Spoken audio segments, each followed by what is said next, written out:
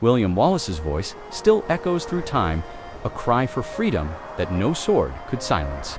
They could take his life, but they could never take his freedom. In the late 13th century, Scotland bled under English rule. King Edward I, the Hammer of the Scots, had invaded, burned, and conquered.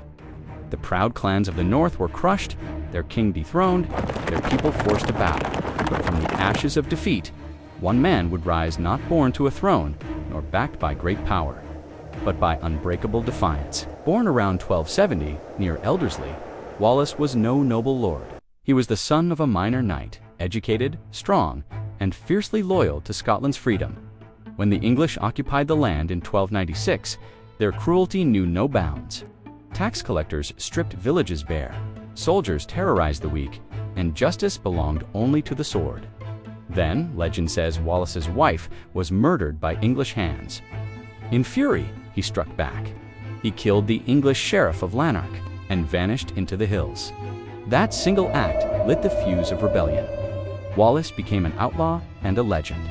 Every village he passed through whispered his name. Hundreds joined him, then thousands. By 1297, he united his forces with Andrew Moray, another rebel in the north. Together, they would strike at the English army itself, and on September 11, 1297, at the Battle of Stirling Bridge, they did. The English marched, confident in their power, heavy cavalry, banners flying. But Wallace was a master of cunning. He waited until half the enemy had crossed the narrow bridge, then attacked with fury. Trapped between the river and the Scots, the English were slaughtered. The bridge collapsed, their army shattered. It was one of the most stunning victories in medieval history. From outlaw Wallace had become the guardian of Scotland. He was knighted, honored, and his banner flew across the land. But victory came at a cost. In 1298, King Edward returned with vengeance. At Falkirk, Wallace faced overwhelming numbers. The Scottish spearmen fought bravely, but the archers of England tore them apart. Wallace escaped, but his power faded.